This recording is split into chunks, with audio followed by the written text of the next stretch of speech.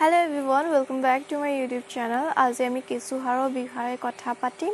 ইয়াক আমি কেনেকৈ প্ৰস্তুত কৰিব পাৰো আৰু তাৰ উপকাৰিতা বিষয়ে আমি এই ভিডিঅ'টোত কথা পাতিম।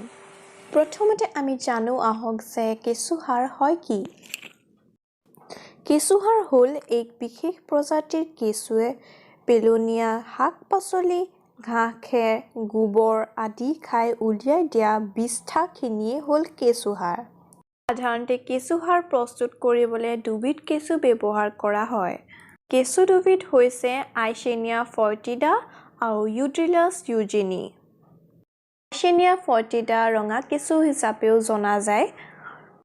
কেঁচুসাৰ প্ৰস্তুত কৰিবৰ বাবে বিবিধ প্ৰণালী আছে আৰু তাৰে এবিধ হৈছে পিট মেথড।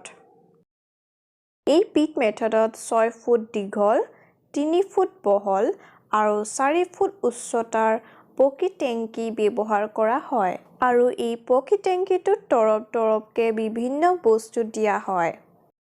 এই টেংকিটোৰ ওপৰত এখন ছাদ ব্যৱহাৰ কৰিব লাগে যাতে ৰ'দ বা বৰষুণৰ পৰা টেংকিটো ৰক্ষা হয়। টেংকিটোৰ একেবাৰে তলৰ খাপত বালি বা গুৰি মাটি দিয়া হয় আৰু এই পকী টেংকিটোৰ তলৰ ফালে এটা সৰুকৈ ফুটা দিয়া উচিত যাতে অতিৰিক্ত পানী ভাৰ্মি ৱাছ হিচাপে ওলাই যায়। তাৰ ওপৰত তৰপটোত শুকান গোবৰ দিব লাগে।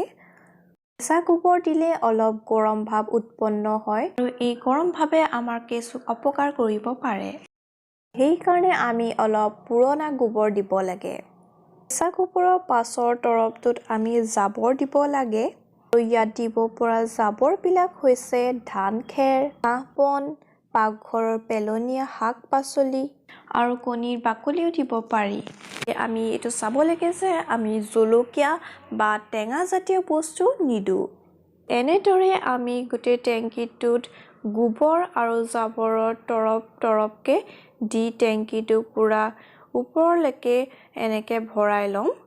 পিছত একেবাৰে ওপৰত আমি 1000 বা 2000টা কেঁচু মেলি দিব লাগে আৰু টেংকিটো জীপাল হৈ থাকিবৰ বাবে আমি মাজে মাজে টেংকিটোৰ ওপৰত পানী দিব লাগে আৰু টেংকিটোৰ ওপৰত আমি থৈলাৰে ঢাকি দিব লাগে কাৰণ আমাৰ কেঁচুৱে এই পোহৰটো ভাল নাপায়, তাহাঁতি অলপ আন্ধাৰ পৰিৱেশ ভাল পায় আৰু সেইবাবে আমি তাহাঁতৰ কাৰণে আমি থৈলাৰে দি ঢাকি দিম যাতে তাহাঁতি এটা আন্ধাৰ পৰিৱেশ এটা পায়। আৰু এই কেঁচুসাৰ প্ৰস্তুত হ'বলৈ 45ৰ পৰা 60 দিন লাগে।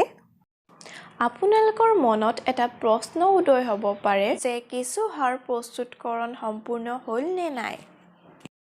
কলা আৰু দানাৰ দৰে হৈ গ'লে আপোনালোকে গম পাব যে আপোনালোকৰ কেঁচুসাৰ প্ৰস্তুত হৈ গ'ল। আৰু এটা কথা মন কৰিব যে কেঁচুখিনি মেলি দিয়াৰ পাছত টেংকিটোৰ ওপৰত এখন জালনা দিব লাগে যাতে কুকুৰা জাতীয় চৰাইয়ে অনিষ্ট কৰিব নোৱাৰে। আপোনালোকে কেঁচুসাৰ এনেকুৱা ভাৰ্মিপেডতো প্ৰস্তুত কৰিব পাৰে। ইয়াত অতি সহজে আপোনালোকে ভাৰ্মি কম্পষ্ট প্ৰস্তুত কৰিব পাৰিব আৰু এনেকুৱা ভাৰ্মিপেড আজিকালি চৰকাৰে ফ্ৰীতে কৃষকক দিও আছে। এই জৈৱিক সাৰ ৰাসায়নিক সাৰৰ দৰে একো অপকাৰী নহয় আৰু লগতে আপোনালোকে অতি সহজে নিজৰ ঘৰতে এই কেঁচুসাৰ প্ৰস্তুত কৰিব পাৰিব। আমি এতিয়া কেঁচুসাৰৰ উপকাৰিতাৰ বিষয়ে আলোচনা কৰিম। এই জৈৱিক সাৰ ব্যৱহাৰ কৰি উৎপন্ন কৰা শাক-পাচলি একো অপকাৰী উপাদান নাথাকে আৰু জৈৱিক সাৰত গছজোপাক লগা প্ৰয়োজনীয় নিউট্ৰিয়েণ্ট থাকে যিয়ে গছজোপাক বঢ়াত সহায় কৰে।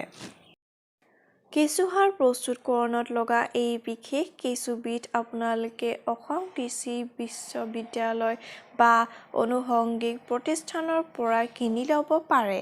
আপোনালোকে যদি মোৰ ভিডিঅ'টো চাই ভাল পাইছে তেন্তে প্লিজ মোৰ ভিডিঅ'টো লাইক কৰি দিব আৰু পাছলৈও যাতে মোৰ ভিডিঅ' আপোনালোকে পাই থাকে সেইটো কাৰণে প্লিজ মোৰ চেনেলটো ছাবস্ক্ৰাইব কৰি দিব। ধন্যবাদ।